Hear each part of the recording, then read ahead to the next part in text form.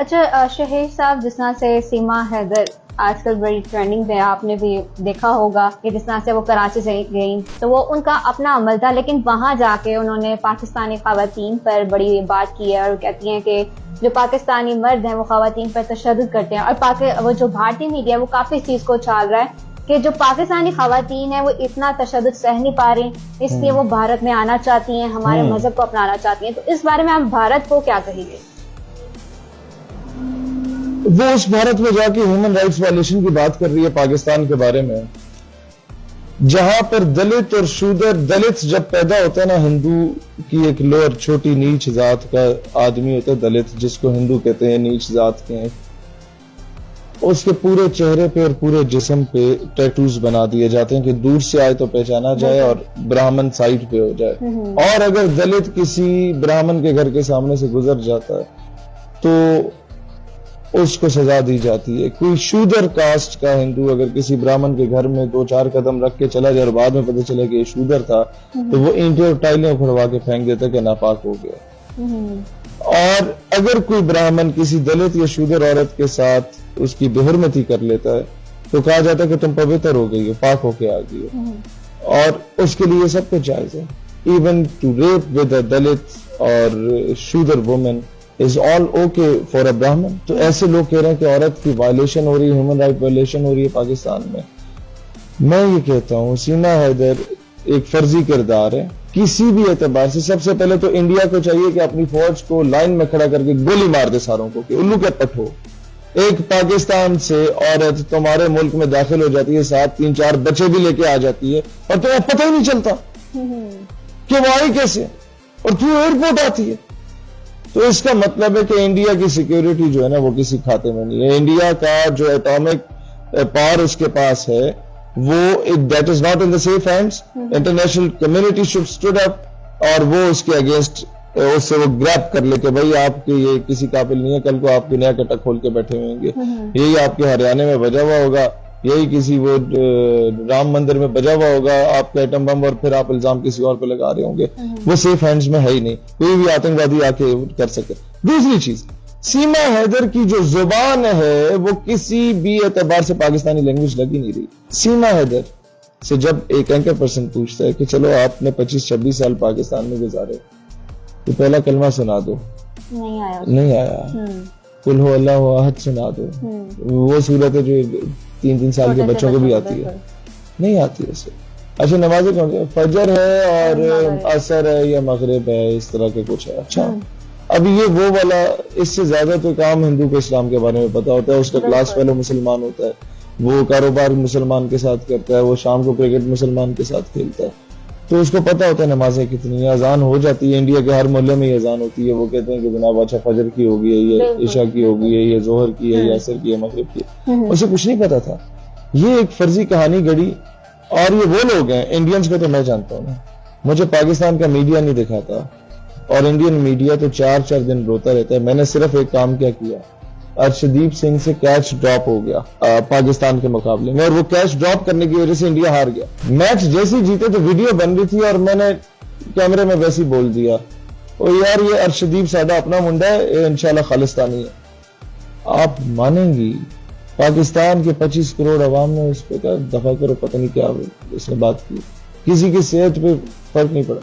Indian media 4 دن روتا رہا کہ ISI کا ایجنٹ ہے اور اس نے یہ کر دیا اور ارشدیپ سنگھ کو خالصتانی بتا دیا اور یہ ہو گیا. اور انڈیا اتنا بے وقوف ہے کہ خالصتان تحریک کو دوبارہ زندہ کر دیا انڈیا نے. وہ سکھوں کو یاد ہے کہ اچھا ہاں ہم تو خالصتانی، ہم ہندوستانی نہیں ہیں، ہم علیحدگی چاہتے ہیں. بن کے رہے گا ہندوستان اور بن کے رہے گا خالصہ. پھر نعرے لگ گئے خالصہ خالصتان کا، کشمیر پاکستان کا. انہوں نے اپنے پاؤں پہ کلہاڑی خود ماری.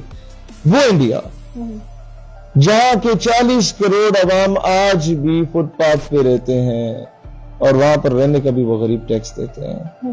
وہ انڈیا جہاں پر گجرات میں، ممبئی میں، دہلی میں، لکھنؤ میں آج بھی مسلمان ماں بہنوں بیٹیوں کے ساتھ زیادتی کی جاتی ہے، کشمیر میں زیادتی کی جاتی ہے، اور BJP پورے بھارت میں احتجاج کرتی ہے کہ جو ریپسٹ ہے اس کو رہا کیا جائے. کیوں؟ کیونکہ مسلمان کے ساتھ زیادتی ہوئی ہے تو کوئی مسئلہ نہیں ہے. جہاں پر ایک کشمیری کو اپنی جیپ کے آگے رسیوں سے باندھا جاتا ہے اور وہ جیپ کشمیر میں پھیلائی جاتی ہے تاکہ انڈین آرمی کی جیپ کو کوئی پتھر نہ مارے. جہاں پر کشمیر کو جب قانونی طور پہ انڈیا کہتا ہے کہ اب ہم اس پہ قابض ہو گئے تو پورے بھارت کے ہندوستانی جو ہندو ہیں وہ ویڈیوز بنا کے کہتے ہیں کہ جناب کشمیری عورتیں بچ جاؤ ہم لوگ آ رہے ہیں. تو وہ تو مینٹل سٹریس کا اور وہ تباہی کے دہانے پہ چلی گئی.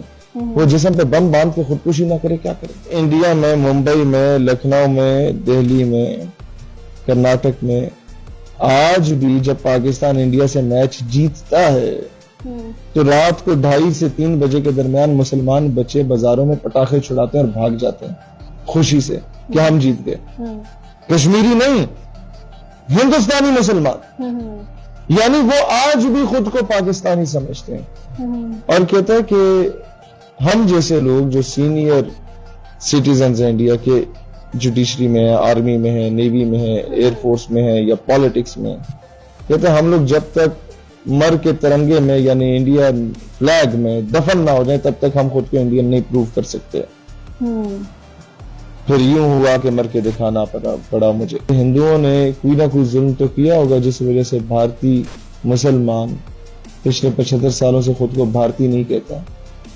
یہ لوگ آ کے ہمیں بتا رہے ہیں ہیومن رائٹس وائلیشن ہوئی ہے. ان سے صرف یہ پوچھ لیں کہ آپ لوگ گوبر گاؤں ماتا کی گوبر جو ہے وہ اپنے جسم پہ مل کے آپ کہتے ہیں کہ ہمیں کبھی ہم پوتر ہو گئے اور کورونا وائرس ہمیں نہیں چھو سکتا. گاؤں موتر پی کے یہ لوگ سمجھتے ہیں کہ دنیا کی دوائیاں جائیں بھاڑ میں یہ ہمیں شفا دیں گی. تو ایسی قوم سے کچھ بھی ایکسپیکٹ کیا جا سکتا ہے کہ وہ سیما حیدر بنا دے یا کوئی اور پروڈکٹ کریٹ کر کے میڈیا پہ لے آئے. ان کے پاس دکھانے کو کچھ نہیں ہے. جس ملک کے پاس 2 مہینے رونے کے لیے صرف ایک کبوتر ہوتا ہے کہ یہ کبوتر یہاں پر ٹریول کر گیا، یہ ISI کا ایجنٹ ہے، اس کے پاؤں میں کیمرہ، اس کی آنکھوں میں کیمرہ، اس کے ماتھے پہ کیمرہ، یہ کبوتر ہے. کبوتر نہ ہوا ایٹم بم ہوا.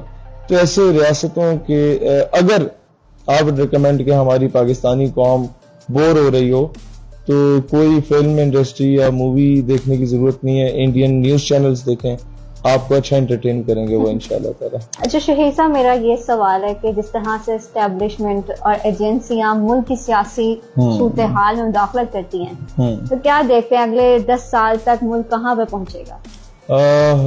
دیکھیں ڈیپینڈز آن دا پولیٹیشین.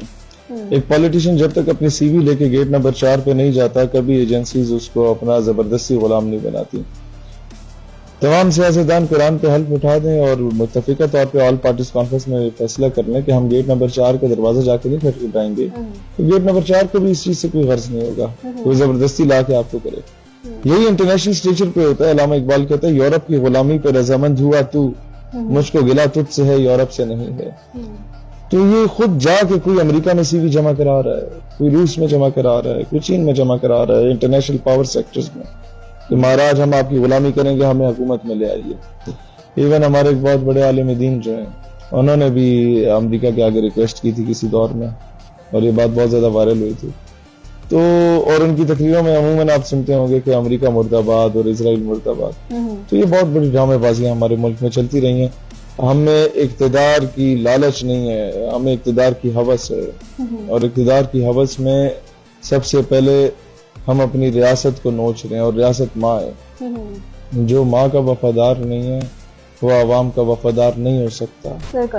اچھا شہیر صاحب، جس طرح سے 75 سالوں سے پاکستان میں جس نے بھی اسٹیبلشمنٹ کو آنکھیں دکھائی ہیں، نتیجہ آپ کے سامنے ہے یا عالمی سطح پر آنکھیں دکھائی جاتی ہیں، سب کا نتیجہ آپ نے برا ہی دیکھا ہے. جس طرح سے فاطمہ جناح، پھر اس کے بعد ذوالفقار علی بھٹو وغیرہ، ان سب کے ساتھ اس طرح ہوا. تو اگلا نمبر آپ کس کا دیکھتے ہیں؟ میرا خیال ہے کہ اس وقت جتنی بھی پولیٹیکل پارٹیز گورنمنٹ میں ان سب کو اسٹیبلشمنٹ نے بنایا اور ان کے پاس اختیار نہیں تھا اور رائٹ بھی نہیں تھا ان کا کہ اسٹیبلشمنٹ کو آنکھیں دکھاتے. جب انہوں نے دکھائی تو اسٹیبلشمنٹ نے انہیں بتا دیا.